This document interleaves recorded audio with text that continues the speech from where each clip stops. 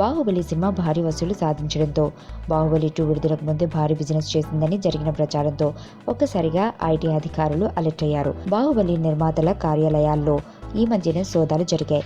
పరిశ్రమలో మామూలుగా లోపాలు జరిగే లెక్కలకి, ప్రచారంలో నిలిచే లెక్కలకి చాలా తేడా ఉంటాయి. ప్రచారం కోసం పెద్ద పెద్ద లెక్కలు చెప్పడం ఇప్పుడు నిర్మాతలు కొంప ముంచేస్తుంది. బాహుబలిపై ఐటీ అటాక్ అలా జరిగింది.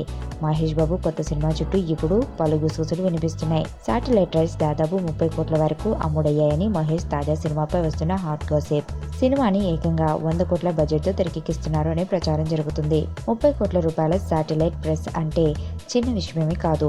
పోనీ 30 కాదు, 26 లేదా 28 అనుకుందాం. అది చిన్న విషయమేమీ కాదు కదా. ఇంత ఫిగర్ గురించి ఐటీ అధికారులకు పొందితే ఐటీ అధికారులు ఊరుకోరు.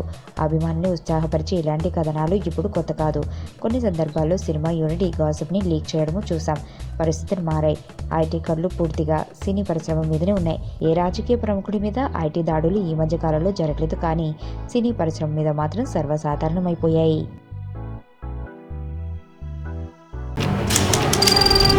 నీ స్నేహితుడు ఎవరో తెలిస్తే నీ క్యారెక్టర్ తెలుస్తుంది. నీ శత్రువు ఎవరో తెలిస్తే నీ కెపాసిటీ తెలుస్తుంది.